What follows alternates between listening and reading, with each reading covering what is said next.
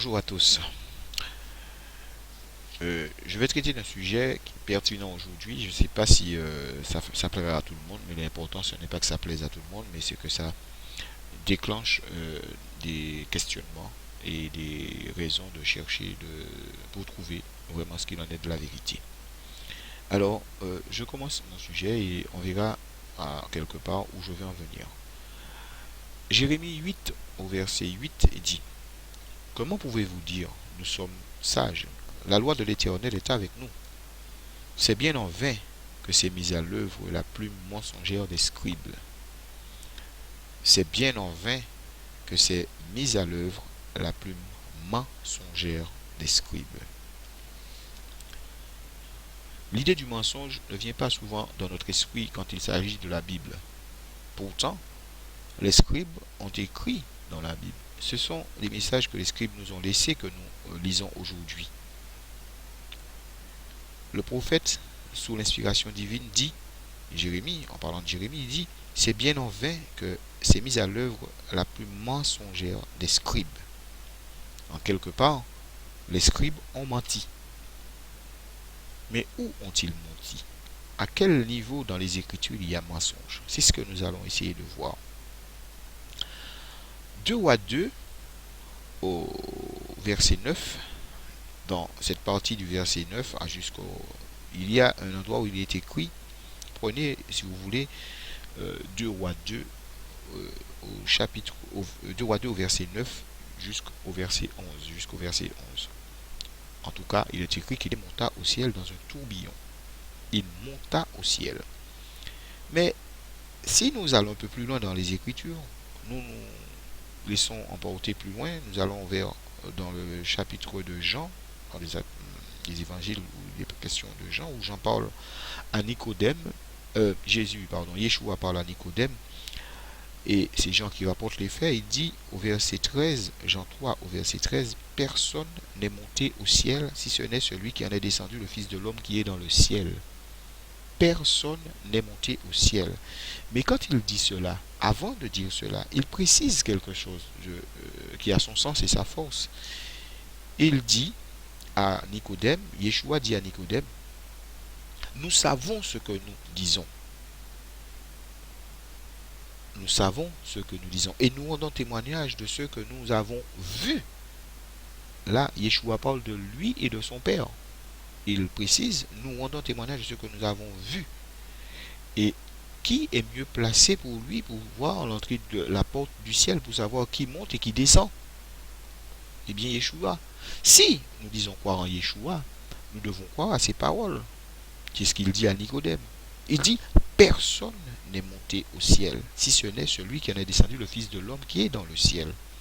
Alors, pourquoi lisons-nous dans les Écritures que Élie est monté au ciel? Pourquoi lisons-nous cela?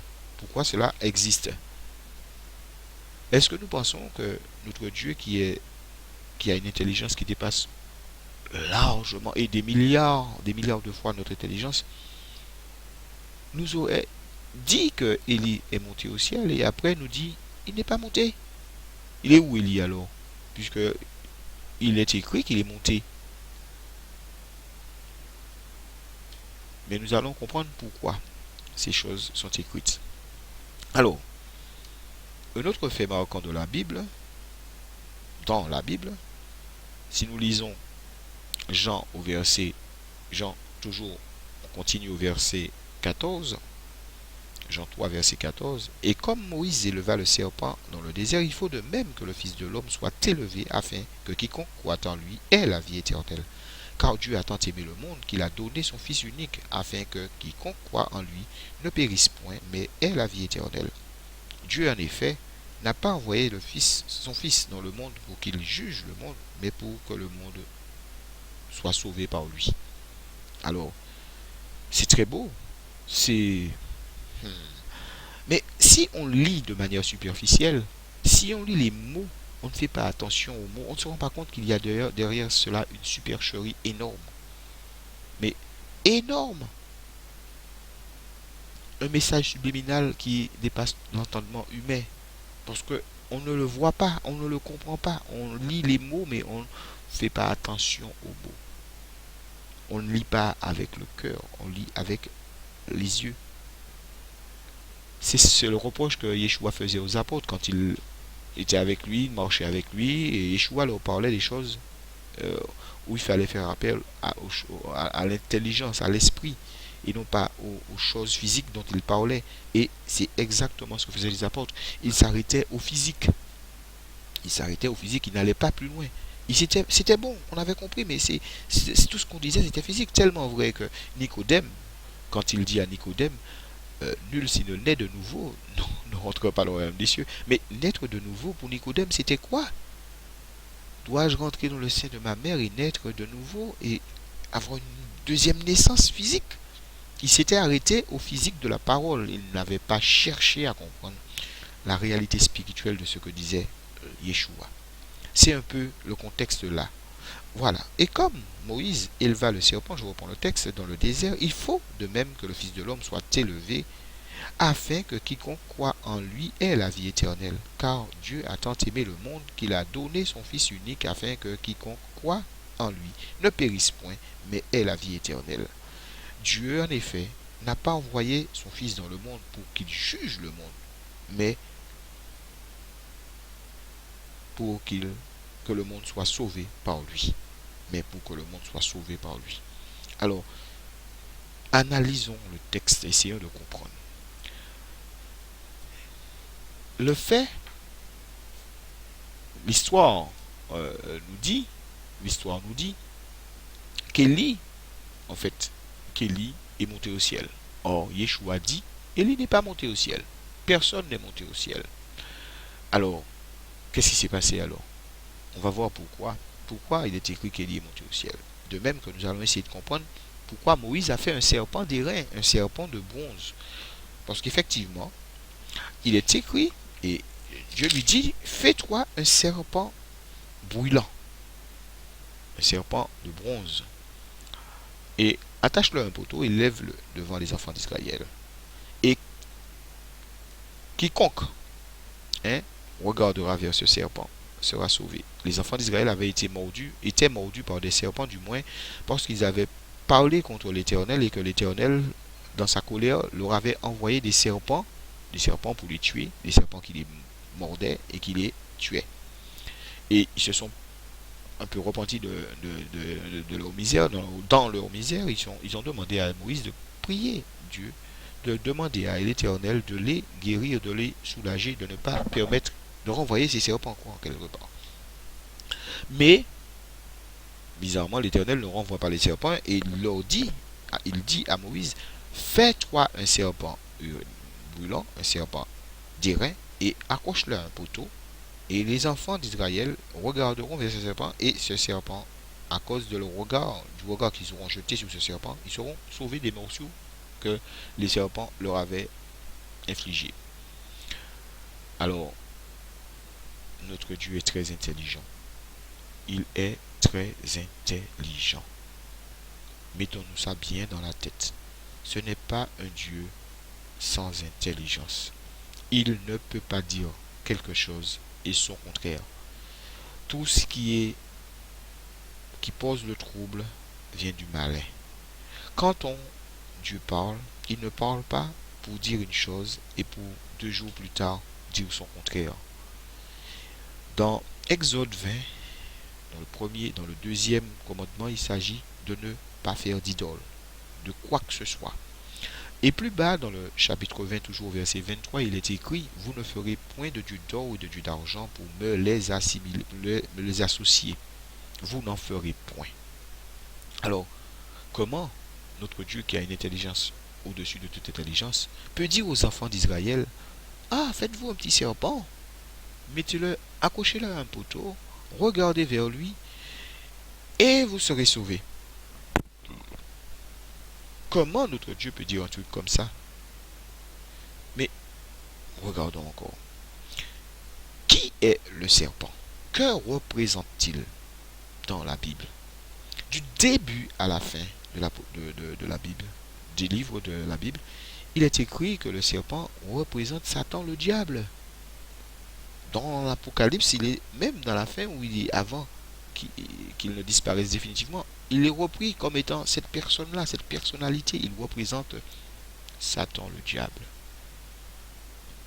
Or, l'Éternel, le Tout-Puissant, nous aurait demandé de nous regarder vers le serpent.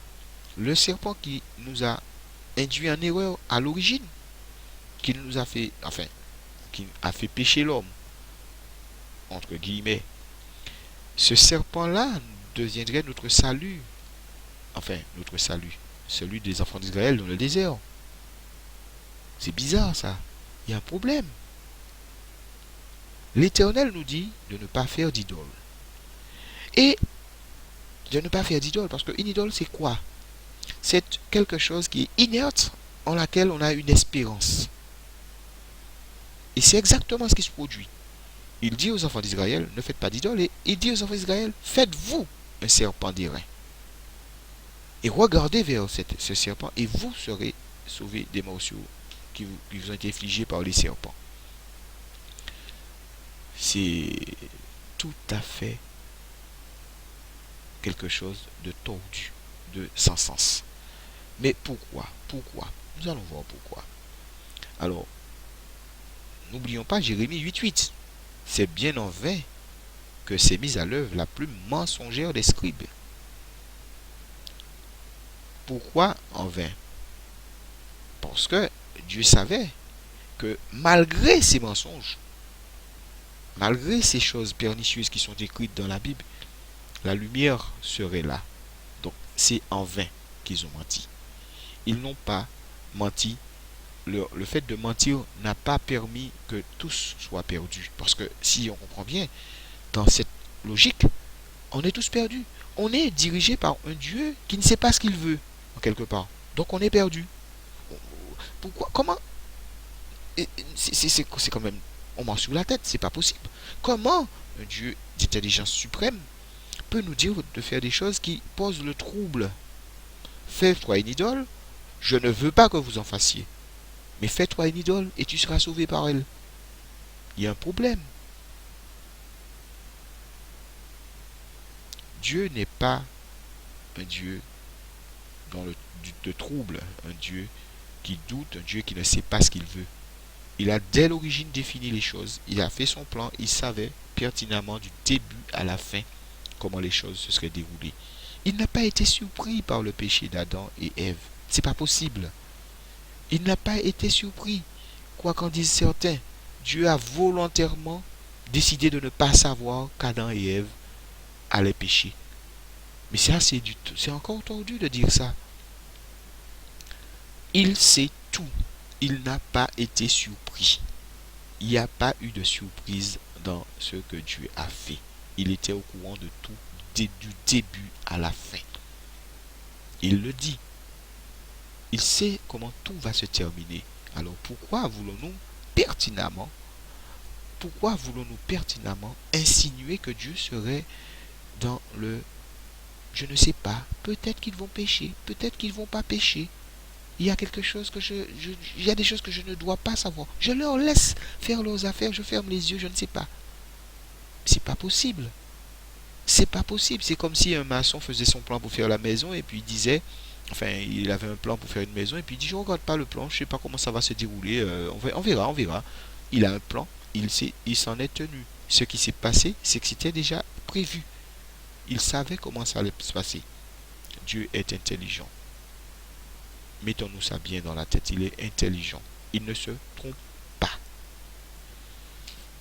Comment peut-il dire aux enfants d'Israël, faites-vous une idole et mettez-vous devant et vous serez sauvés? Alors qu'il leur dit, je n'en veux pas. N'en faites point et ne me les associez même pas.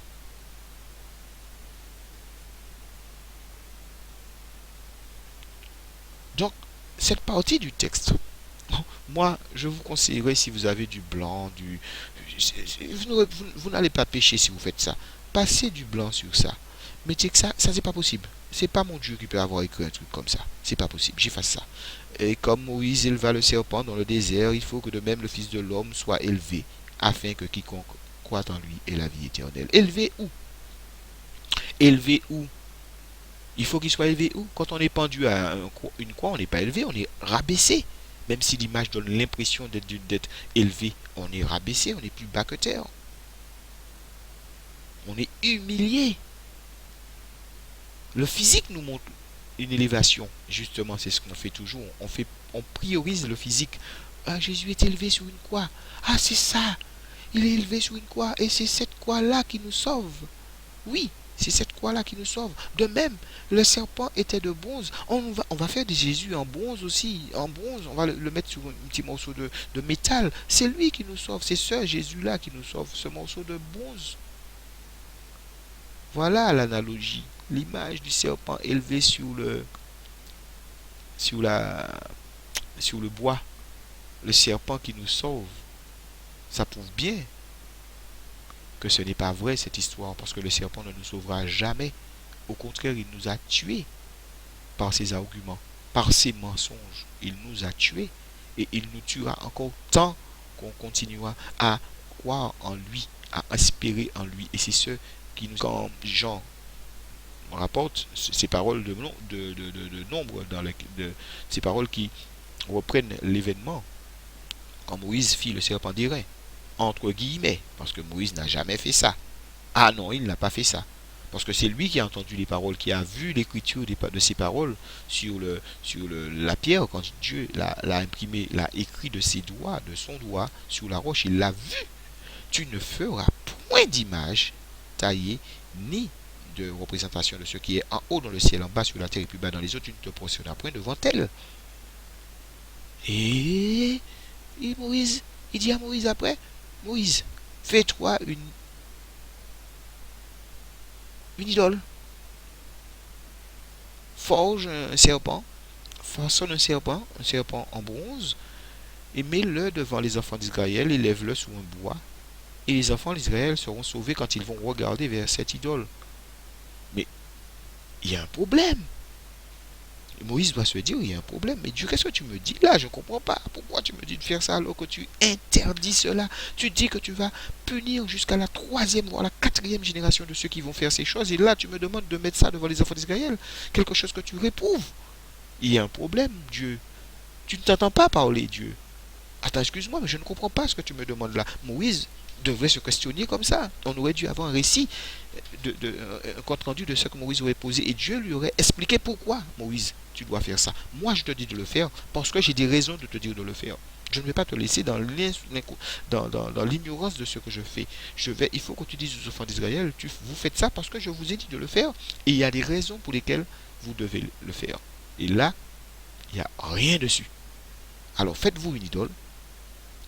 Faites confiance à cette idole et vous serez sauvés. Faites-vous un serpent d'airain et faites confiance et vous serez sauvés. Je rappelle qu'une idole, selon la Bible, selon la parole de Dieu, du moins selon ce qui est écrit, est une image inerte. Une image, une représentation inerte qui n'a pas de vie, en laquelle on espère. C'est ça l'idole. Or, c'est exactement ce qui est décrit dans cette partie de la Bible, des Écritures. Quand Moïse doit faire quelque chose que Dieu réprouve absolument. C'est bizarre. C'est bizarre.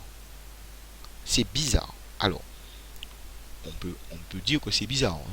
Vous admettrez que c'est bizarre. Il n'y a pas de raison de dire que... Mais non, les Écritures, ce sont les Écritures. On doit accepter les Écritures. Les Écritures sont... Il n'y a que la vérité dans les Écritures. Or, vous allez voir que c'est pas vrai. Il n'y a pas que la vérité. Alors, on continue. Mais je dirais, il faut passer du blanc sur cette partie du texte, parce que c'est la vérité, c'est le mensonge absolu. Car Dieu a tant aimé le monde qu'il a donné son Fils unique, toujours dans Jean 3 au verset 14, afin que quiconque croit en lui ne périsse point, mais ait la vie éternelle. Dieu, en effet, n'a pas envoyé son Fils dans le monde pour qu'il juge le monde, mais pour que le monde soit sauvé par lui. On continue. Je reprends. Ce texte pourrait commencer, cette partie, ce paragraphe pourrait commencer au niveau de car Dieu a tant aimé le monde. Alors, oh là là là là là là. Je vous dis, l'art subliminal, c'est quelque chose de... On va pas me dire que dans cette société, les gens ne croient pas que ça existe. Ils ne croient pas que ça existe. Enfin, que ça n'existe pas, du moins. Les gens ne peuvent pas dire que ça n'existe pas, l'art subliminal. C'est de la magie en quelque part, mais de la magie opérée avec des mots. Faire croire le mensonge en passant par une supposée vérité. Comment dire, imposer le mensonge en passant par une supposée vérité. Alors, Dieu a tant aimé le monde. Waouh! Dieu aime. Dieu est amour. Oui, Dieu est amour. Dieu est amour. Mais Dieu sait aimer ce qu'il faut aimer. Et il sait haïr ce qu'il faut haïr. Parce que Dieu dit, je suis amour. Mais il dit aussi, petits enfants, n'aimez point le monde. N'aimez point le monde, ni ce qui est dans le monde. Alors, s'il nous dit de ne pas aimer le monde, pourquoi lui il aimerait le monde? Ah, on va me dire, le monde mis là dans le texte représente l'homme. Et le monde mis dans le texte où il est question de ne pas aimer le monde représente le système. Ah, notre langue elle est bien compliquée, hein? Parce que Dieu est intelligent. Je le répète, il est intelligent. S'il voulait dire il voulait dire, car Dieu a tant aimé le monde là, le monde qu'on met dans cette partie qui représente l'homme, pourquoi n'aurait-il pas mis l'homme? Il aurait écrit, car il aurait demandé à écrire à l'apôtre, car Dieu a tant aimé les hommes, ou bien l'homme, qu'il a donné son Fils unique, afin que quiconque croit en lui ait la vie éternelle et ne périsse point. Ah, le monde, si c'est l'homme, il faut dire l'homme. C'est ça le message subliminal de la Bible. C'est ça le message subliminal. Les mots sont remplacés par d'autres mots afin de faire d'insinuer des choses qui sont fausses, afin de faire passer le mensonge. Or, Dieu dit, je n'aime pas le monde. Je n'aime pas le monde. Appelons un chat un chat. On ne voit pas un chat pour dire que c'est un chien. Donc, si on dit que Dieu a tant aimé le monde, c'est le monde qu'il a aimé, c'est pas les hommes. Or, il nous dit de ne pas aimer le monde. Alors, s'il nous dit de ne pas aimer le monde, ça veut dire qu'on ne devrait pas aimer les hommes aussi. Si le monde peut être mis quand on veut, pour quelques mots, pour représenter ce qu'on veut que ça représente. Moi, Dieu peut dire aussi que Dieu a dit de ne pas aimer les hommes. C'est vrai, on dira peut-être que mon discours est terre à terre. Je suis en train de jouer avec les mots. Mais les mots ont une force. Les mots ont une force. Les mots, c'est la partie, on va dire, le côté irréel de l'homme. Le côté irréel de l'homme, hein, c'est ce côté-là qui est, comment dire, révélé par les mots. Cette partie qui vient de nous, à l'intérieur. Parce que celui qui parle révèle le fond de sa pensée. Celui qui parle peut bénir, celui qui parle peut maudire. Les mots ont une force et les mots doivent être utilisés à bon escient.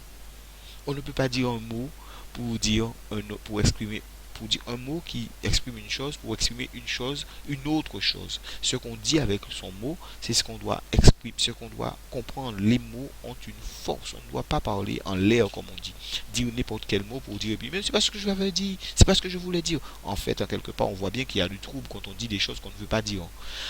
Donc, comment Dieu pourrait, lui qui parle avec intelligence, dire des mots qui n'expriment pas les mots, les choses telles qu'elles doivent être dites? Ah, Dieu parle avec intelligence, donc il se permet de dire des choses qui sont fausses pour que nous soyons nous-mêmes plus intelligents que lui. Ah non, non, ça marche pas. Ça marche pas. Je ne peux pas aller dans l'éducation nationale et rencontrer un professeur qui me dise des mensonges et que moi je comprenne par les mensonges qui me disent ce que je dois comprendre qui est la vérité. C'est pas possible. Qui est la logique, c'est pas possible. L'instruction, l'éducation, la vérité vient de ceux qui la connaissent et qui la dispensent. Ce n'est pas à l'élève de deviner, comment dire, l'instruction qu'on lui donne. Il doit l'admettre parce qu'elle est réelle et elle est donnée dans sa réalité. On ne peut pas supposer croire ce qu'on veut nous exprimer, mais en ne le disant pas vraiment. C'est un peu ce qu'on veut nous faire croire là. Car Dieu a tant aimé le monde. Dieu n'aime pas le monde. Dieu est amour, mais il n'aime pas le monde. Puisqu'il nous dit de ne pas aimer le monde. Et on doit suivre son exemple. Si on suit son exemple, on n'aime pas le monde. Alors, afin que quiconque croit en lui ne périsse point, mais ait la vie éternelle.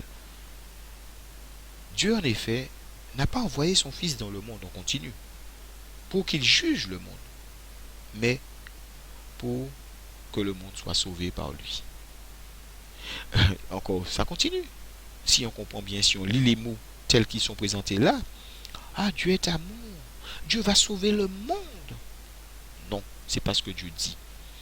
Dieu, en effet, n'a pas envoyé son Fils dans le monde pour qu'il juge le monde, mais pour que le monde soit sauvé par lui. Alors, il faut reprendre le contexte et changer quelques mots, parce que ça ne va pas. Dieu, en effet, n'a pas envoyé son Fils dans le monde. Ça reste, c'est le monde. Oui, c'est bon. Là, ça va, ça passe. Pour qu'il condamne les hommes, ceux qui vivent dans le monde. Le mot juge ne convient pas, parce que Dieu est juge. Le Christ est juge. Il doit juger. On lui enlève sa prérogative de juge. On lui enlève en disant qu'il n'est pas venu juger. Il dit, il n'est pas venu juger dans le monde pour juger le monde. Donc, on lui enlève cette autorité qu'il a sur le monde. On lui enlève ça. D'accord? Il n'est pas juge. Or, Dieu est juge. Le Fils de l'homme est juge. Alors, voilà encore un mot qui ne va pas. Nous devons juger. Dieu doit juger. Et le vrai contexte, le véritable contexte serait que Dieu, en effet, n'a pas envoyé son Fils dans le monde pour qu'il condamne les hommes, mais pour qu'il sauve, pour que les hommes soient sauvés par lui. Voilà. Alors, Dieu n'a pas envoyé Jésus condamner, mais sauver. Condamner les hommes, mais sauver les hommes. Ça va, il n'y a pas de problème là-dessus. C'est clair. C'est clair comme l'eau de roche. Et toujours est-il, le mot monde, dans ce contexte, à l'exception d'un endroit, doit être, ou bien on peut encore mettre chez les hommes. Dieu n'a pas, en effet, n'a pas envoyé son Fils chez les hommes, dans le monde, pour qu'il juge, pour qu'il condamne les hommes, mais l'homme aussi, mais pour que l'homme soit sauvé par lui. Dieu sauve l'homme, Dieu ne sauve pas le monde. Il ne sauve pas le système. Le système représente le monde. C'est pas la même chose. C'est vraiment pas la même chose. Il faut qu'on s'en tienne à ça. Alors,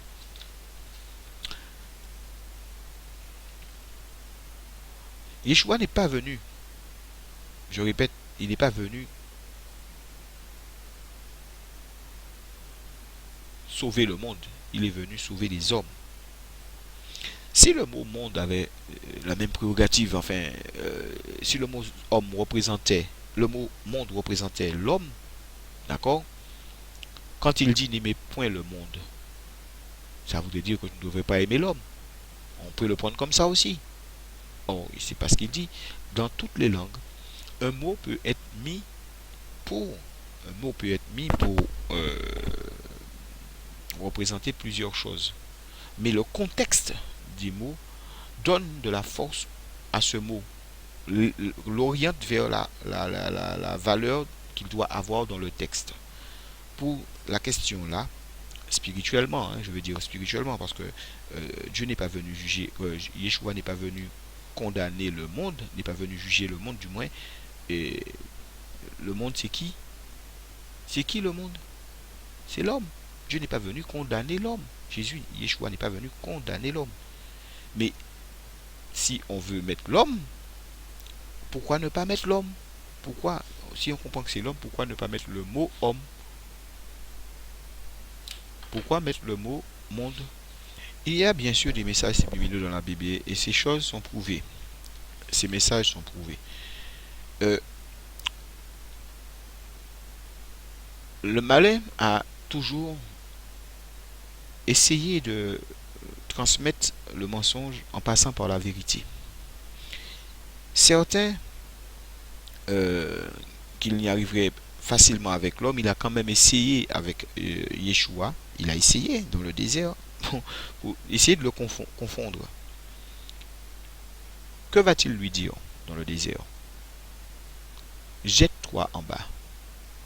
Parce qu'il est écrit, il donnera des ordres à ses anges de peur pour qu'ils te retiennent, de peur que tes pieds ne heurtent une pierre. Ça veut dire que tu vas tomber, mais il ne va rien t'arriver. parce que tu ne vas pas heurter quelque chose qui va te tuer. T'inquiète pas, c'est écrit. Mais Yeshua lui répond, il est aussi écrit, tu ne tenteras pas le Seigneur ton Dieu. Il va aller plus loin. Ordonne que ces pierres deviennent du pain, puisque tu as faim. Mange. Tu as le pouvoir de le faire. Tu es Dieu. Tu peux le faire. Il est aussi écrit que l'Éternel va changer les roches en pain. Il fait des choses extraordinaires. Tu as le pouvoir de le faire. Fais-le. Mange. Il lui répond. Il est aussi écrit. L'homme ne vivra pas seulement de pain, mais de toute parole qui sort de la bouche de Dieu. Il va aller plus loin encore. Jette-toi et il va aller plus loin. Regarde tous ces royaumes sont à moi. C'est vrai, il n'a pas menti. Hein, ça lui a été donné. Hein. Il est dans la vérité quand il dit ça. Adore-moi. Je te donnerai tout ça. Mais il oublie quelque chose.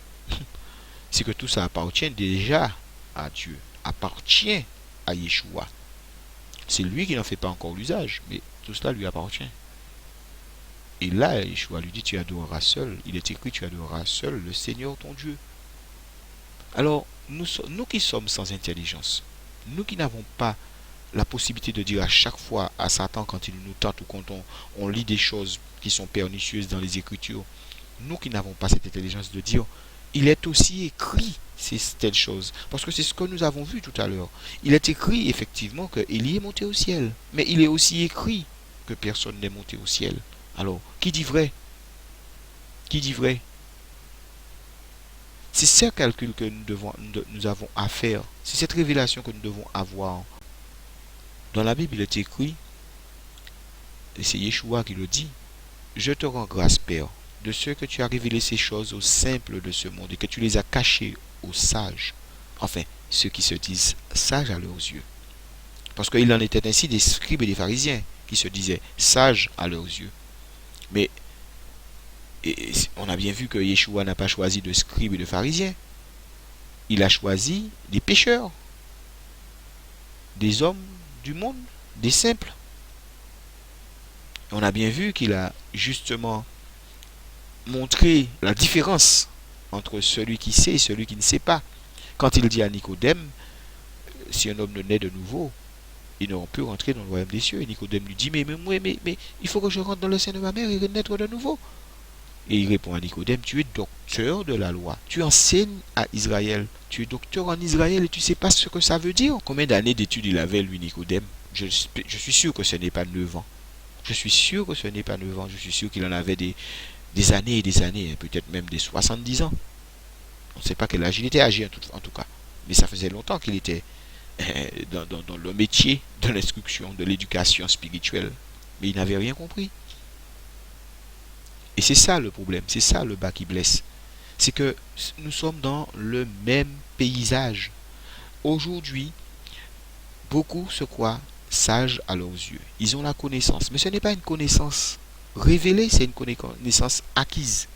Une connaissance acquise. Mais par qui cette connaissance leur a été donnée? Par ceux-là même qui mentent sur la vérité. Et ils sont fiers d'avoir cette connaissance. Mais je ne condamne pas l'homme. Hein. C'est un homme. Il croit en ce qu'on lui a dit. Le prêtre, il croit en ce qu'on lui a dit. Ce qu'on lui a révélé, ce qu'on lui a appris, ceux qui étaient avant lui et ceux qui étaient avant lui, ainsi de suite. C'est une chaîne de connaissances. Mais cette chaîne de connaissances est dénuée de révélation. Il n'y a pas de révélation dedans.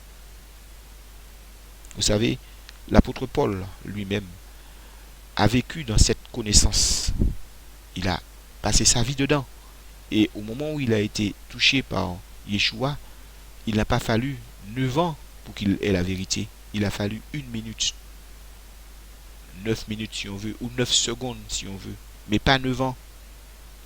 Ce qui est révélé, ce n'est pas ce qui est appris. Ce n'est pas ce qui est enseigné des hommes. C'est ce qui est révélé de Dieu. Ce que Dieu dit au cœur, la vérité.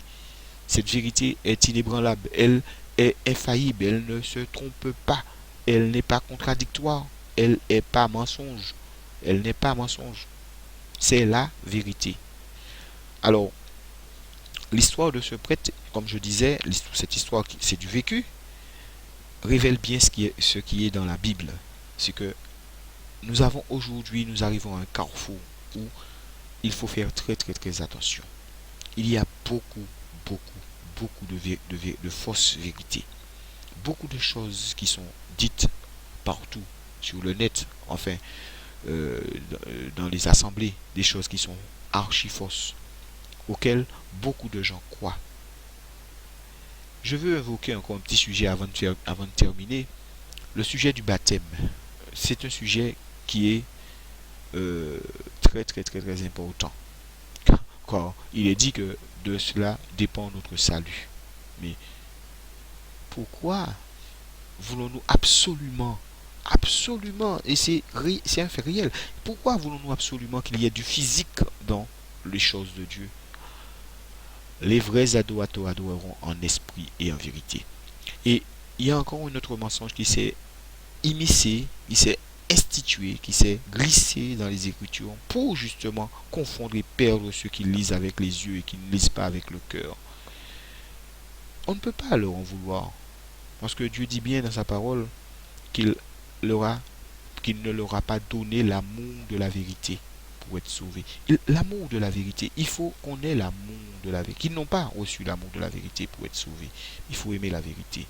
Il faut l'aimer la vérité. Il faut se dire que si j'entends la vérité, je sens que c'est la vérité, je ressens que c'est la vérité, il faut que je fasse ce que la vérité veut que je fasse. La vérité, ce n'est pas ce que l'on entend, mais ce qui nous est révélé. Alors, il est une question de Jean. Jean qu'on dit le Baptiste. Jean dit le Baptiste. Parce que Jean ne s'appelait pas Jean le Baptiste, il s'appelait Jean. Il s'appelait Yohanan. Il s'appelait Jean. Il s'appelait pas Jean le Baptiste. Il a été écrit qu'il s'appelait Jean le Baptiste. Mais Jean dit de lui-même, je suis la voix qui crie dans le désert. Donc il est un prophète, comme il est écrit dans Isaïe. Alors, qu'est-ce qu'il dit? Il dit pas je suis celui qui baptise, il dit je suis la voix qui crie dans le désert, aplanissez les chemins, enfin tout ce qui est écrit. Mais il ne parle pas d'eau. En fait, Jean lui-même, quand on parle de Jean, on dit Jean disait. Jean est celui qui disait repentez-vous, repentez-vous. Voilà ce qu'il disait. Et plus loin dans les Écritures, on verra que Jésus, lui-même, Yeshua, va dire repentez-vous car le royaume des cieux est proche. Il disait donc la même chose que Jean. Mais on essaie de nous dire dans la Bible qu'il baptisait comme Jean. À un certain endroit, on dit qu'il ne baptisait pas. À un autre, on dit qu'il baptisait. Alors, il baptisait d'eau, il ne baptisait pas d'eau. Il y a un problème.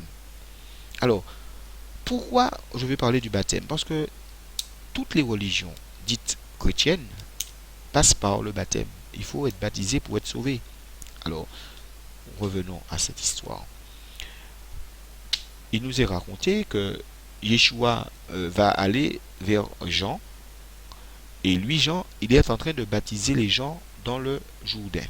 Et Yeshua va approcher et il va dire à Yeshua, c'est moi qui ai besoin d'être baptisé par toi. Et c'est toi qui viens à moi. Et Yeshua va lui dire, laisse faire. Il faut que s'accomplisse ce qui est écrit.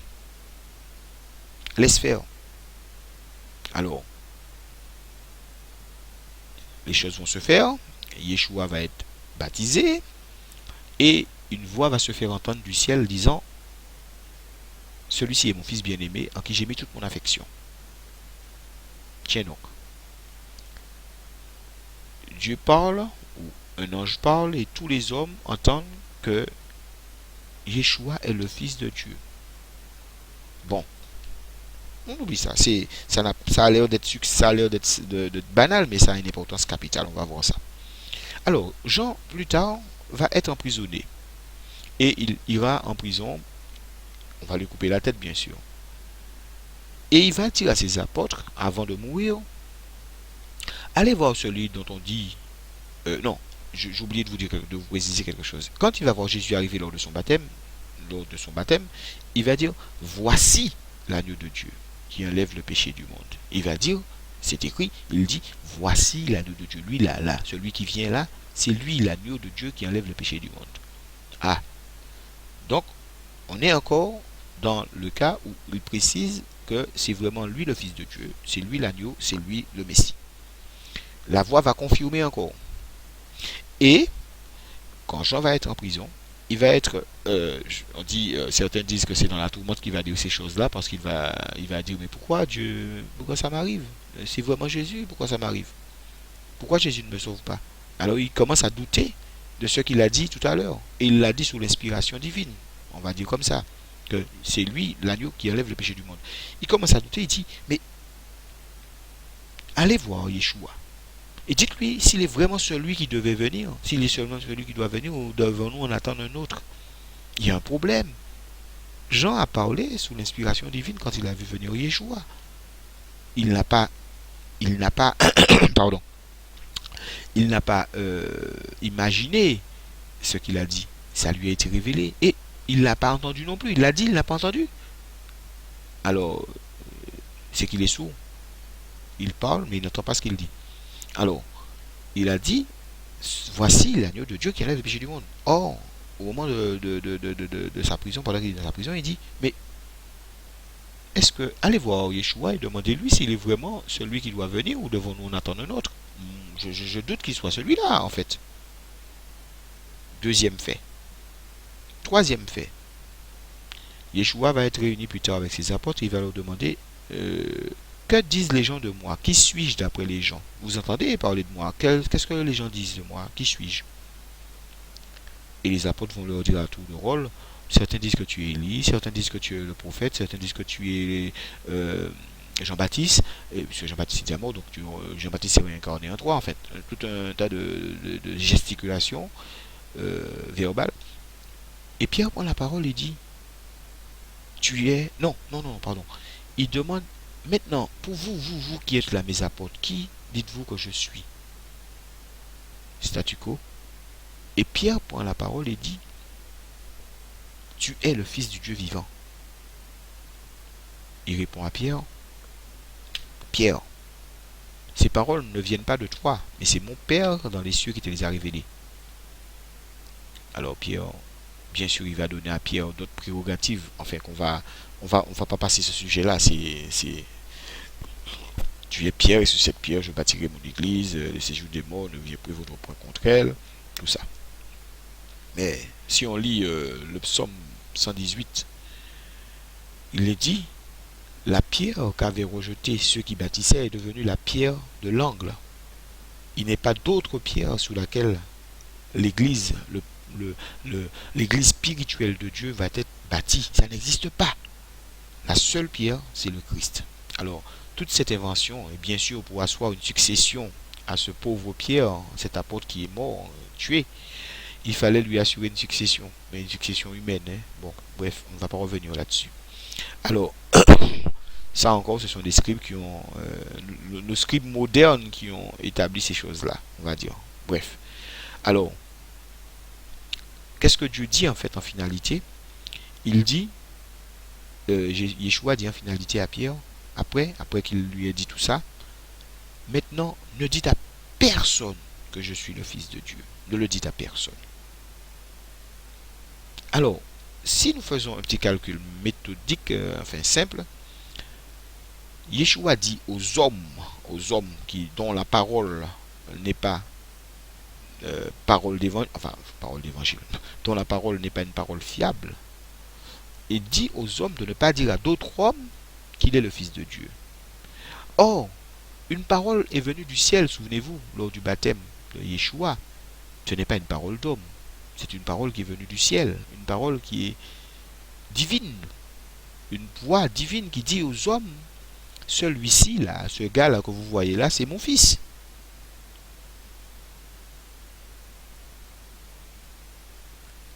Dans laquelle des personnes, des personnalités, des entités, on va croire plus facilement. Laquelle des entités va-t-on croire plus facilement? L'entité humaine ou l'entité spirituelle? C'est sûr que l'entité spirituelle sera crue plus facilement. Or, il y avait plein de personnes là, le jour du baptême, qui ont entendu cette voix là qui disait, celui-ci est mon fils bien-aimé, en qui j'ai mis toute mon affection. Or, Jésus dit à des hommes en cachette, ne dites à personne. que je suis le Fils de Dieu. Même si les apôtres allaient le dire, les gens ne croiraient pas. Mais pourtant, il leur dit de ne pas le dire. Et c'est la parole des hommes. Or, un esprit dit, celui-ci est mon fils bien-aimé en qui j'ai mis toute mon affection. Ça veut dire que ce que Jésus a dit à ses apôtres, Yeshua a dit à ses apôtres, ça n'a pas de valeur. Parce que la voix du ciel l'a fait entendre qu'il était le Fils de Dieu. Mais si on établit, on écoute bien l'esprit de la parole de Dieu, on voit bien que il était nécessaire que les hommes ne connaissent pas l'identité vraiment réelle de Yeshua. Il était nécessaire qu'ils ne la connaissent pas réellement. Pourquoi? Parce que si les hommes savaient que Yeshua était vraiment le Fils de Dieu, s'ils l'avaient compris, s'ils l'avaient vraiment compris, tous ceux qui l'ont tué, s'ils l'avaient compris, ils ne l'auraient pas tué. Mais soyons clairs, ils ne l'auraient pas tué. S'ils savaient qu'il était le Messie, mais ils attendaient le Messie. S'ils avaient cru en le Messie, ils ne l'auraient pas tué. Or, dans l'assemblée qu'il y avait devant Jean, quand la voix s'est fait entendre, il y avait des scribes et des pharisiens aussi. Puisqu'ils venaient à chaque fois que Jean faisait ses soi-disant baptêmes, ils venaient pour entendre ce que Jean disait. Mais attention, Jean ne baptisait pas, Jean parlait, Jean enseignait la vérité. Jean disait, repentez-vous, à changer, purifiez-vous, lavez votre intérieur. Il disait pas lavez votre extérieur, il disait lavez votre intérieur, changez de voie, changez de vie, modifiez vos comportements. C'est ce qu'il leur disait. Et les scribes et les pharisiens venaient à ces discours pour essayer de le prendre au mot, de le confondre, hein, de dire qu'il était en train de ramener la foule dans la bêtise, quoi. Ils essayaient de le confondre. Donc, ils étaient obligés d'être là pour entendre ces choses-là. S'ils étaient là, ils ont aussi entendu la voix qui a dit, celui-ci est mon fils bien-aimé en qui j'ai mis toute mon affection. En clair, le scénario est faux et archi faux. Parce que Yeshua mentirait. Il mentirait pourquoi? Il mentirait parce que il est écrit qu'il n'a jamais péché. Or, le baptême, c'est pour ceux qui ont péché. Et comme je disais au début, on va me dire, oui, mais il donne l'exemple, notre Seigneur. Il donne l'exemple, il faut qu'il nous montre comment nous devons faire. On est tellement très peu intelligent, il faut qu'il nous montre. Sauf que notre Dieu est intelligent. C'est bien de reconnaître qu'on n'est pas intelligent, mais sauf qu'il faut reconnaître aussi qu'il est très intelligent. Donc, il n'a pas besoin de mentir, de faire du cinéma pour nous expliquer des choses. Parce qu'il ment en se faisant baptiser, en se purifiant. De quoi il a à se purifier? Qui d'entre vous me convaincra de péché? Ce sont ses paroles. En fait, s'il se fait baptiser, il convainc, enfin, ceux qui sont là à le regarder, c'est-à-dire les scribes et les pharisiens qui sont en train de le regarder, disent, le malin, il disait qu'il n'avait pas péché. Et pourquoi il fait ça? Pourquoi il fait ça? Parce que ça, c'est pour ceux qui ont péché, d'après ce que nous dit Jean. Lavez-vous, purifiez-vous. Ça veut dire que lui aussi, il a péché. Donc, sans le savoir, je dis sans le savoir entre guillemets, Yeshua se serait pris à son propre jeu.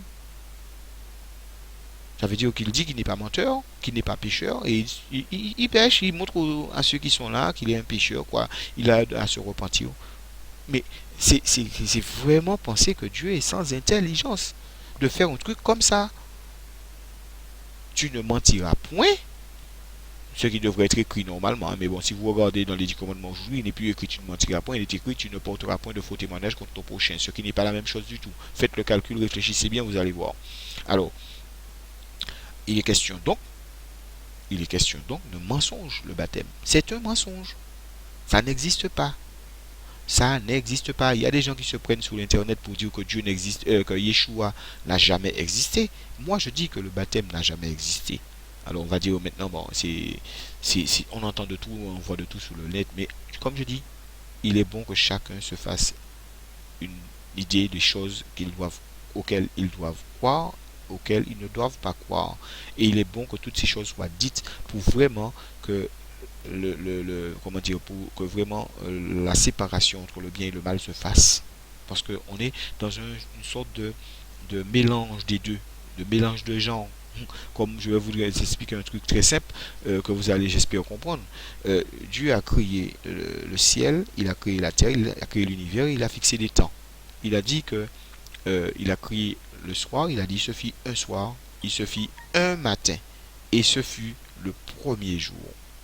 Il se fit un soir, il se fit un matin, et ce fut le premier jour.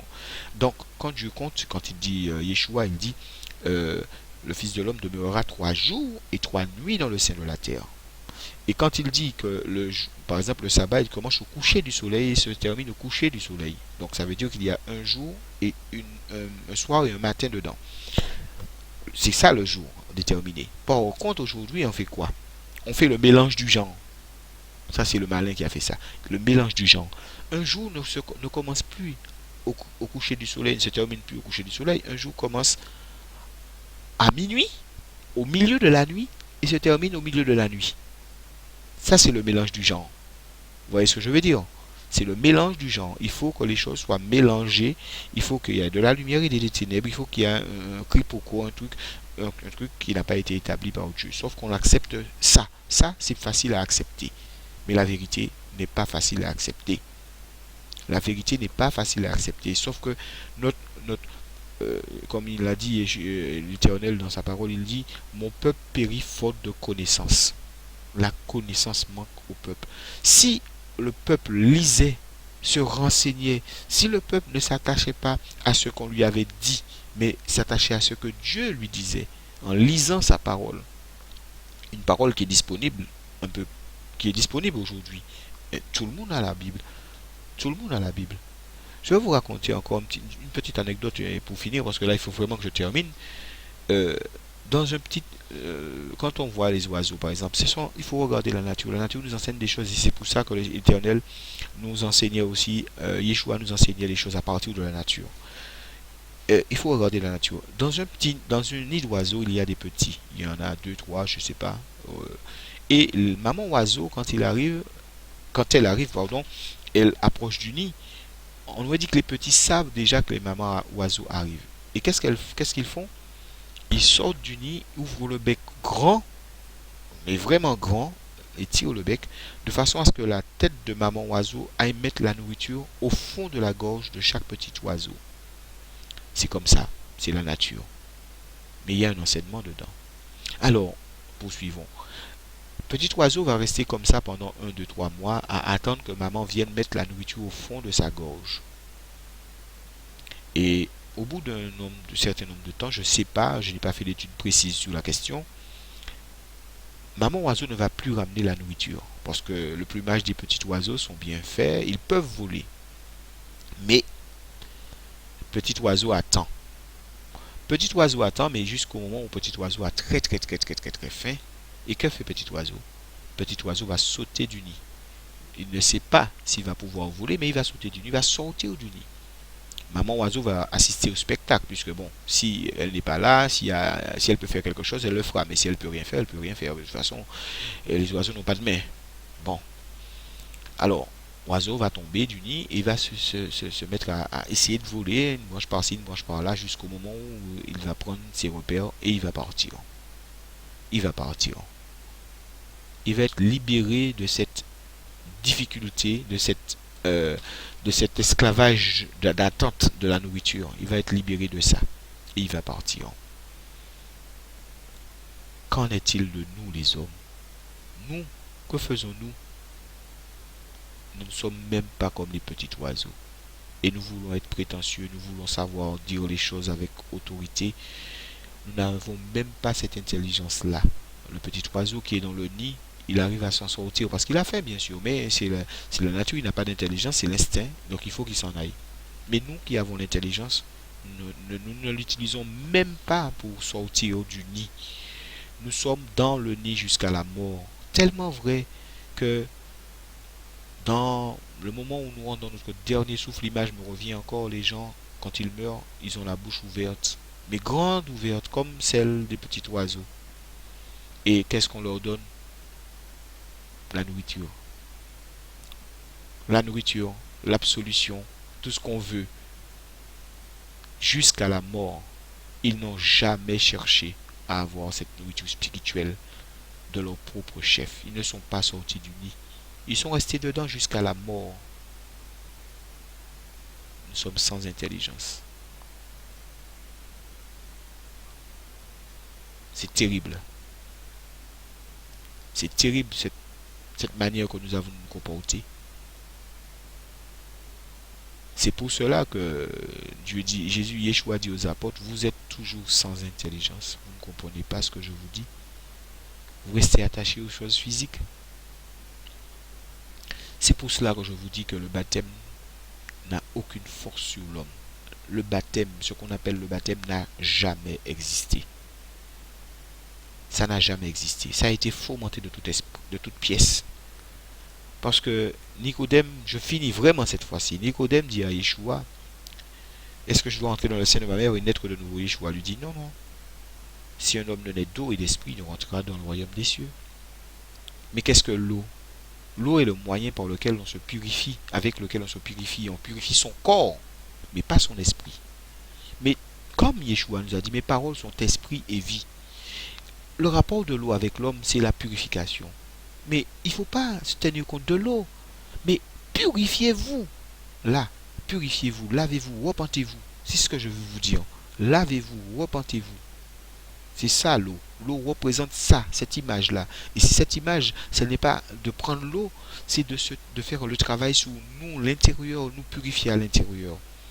Et quand il dit surtout naître d'eau et d'esprit, il ne peut entrer dans le royaume des cieux. Mais voilà encore un truc, une fausseté absolue de dire que quand l'homme est baptisé, il reçoit le Saint-Esprit et l'Esprit de Dieu entre en lui et il devient une nouvelle créature. Mais c'est un mensonge absolu. C'est parce que Jésus explique, Yeshua n'explique pas ça du tout. Lavez-vous, lavez votre intérieur, purifiez votre intérieur, votre esprit, c'est ce qu'il dit. Et quand vous serez pur, là, vous deviendrez un être spirituel. Vous deviendrez un être spirituel. Mais un être spirituel, c'est un être qui est spirituel. Parce qu'il explique ce que c'est qu'un être spirituel. Il dit, le vent part d'un lieu et s'en va vers un autre lieu. On ne sait d'où il vient ni d'où il va. Il en est ainsi de celui qui est né de l'esprit. Alors, quand on est baptisé et qu'on est de l'esprit, on devient visible alors. C'est ce que je comprends là, hein, c'est ce qu'il explique. Hein. Quand on est baptisé, on est né de l'esprit, on est invisible. Quand je me bon, imaginons que moi je suis baptisé et je me fais baptiser, donc quand je sors de l'eau, ou bien quelque temps après, je ne sais pas quand, je deviens un être invisible. Je peux me dépasser comme le vent. Fioup, fioup, fioup. Je suis un être invisible. C'est pas ce que Jésus dit. Il dit, lavez-vous, purifiez-vous, et je vais vous donner la vie. Je vais vous donner un corps incorruptible. Je vais vous donner un corps incorruptible. Et là, vous aurez la vie éternelle. Vous serez dans le royaume des cieux. Vous allez pouvoir monter au ciel, descendre, aller où vous voulez. Vous promenez, personne ne vous verra. C'est ça en quelque part. Être né de l'esprit. Jamais été être né de l'esprit en tant que chair. Voilà. Je vais m'arrêter là. Donc, je vous précise que j'ai fait une vidéo concernant l'arbre de la connaissance du bien et du mal et qui relate un peu les comment dire ce que c'est que l'arbre de la connaissance du bien et du mal aujourd'hui, parce qu'il faut qu'on le sache, ce n'est pas quelque chose d'inatteignable. C'est-à-dire qu'on doit comprendre ce que l'on est, ce que l'on fait, ce que l'on vit et pourquoi on vit ces choses-là et d'où ça vient, notre culture religieuse, tout ça. Donc, cette vidéo, je vais mettre le lien dans la description pour cette vidéo et si vous voulez jeter un œil, vous verrez ce que ça dit et si c'est vrai, si c'est faux. C'est à vous de juger. Il n'est pas, moi je ne juge pas, je ne condamne, enfin je juge mais je ne condamne pas. Je peux juger mais je ne veux pas condamner. Alors je ne condamne pas ceux qui font, ceux qui croient, ceux qui ne croient pas, ceux qui font, ceux qui ne font pas, mais je dis ce qu'il faut et ce qu'il ne faut pas. C'est à chacun de mener sa barque. C'est à chacun de se laisser guider par Dieu parce que c'est Dieu il n'appartient pas à l'homme de mener ses pas, c'est Dieu qui mène les pas de tout chacun. Maintenant, je vous laisse et que Dieu vous bénisse. Paix à vous tous.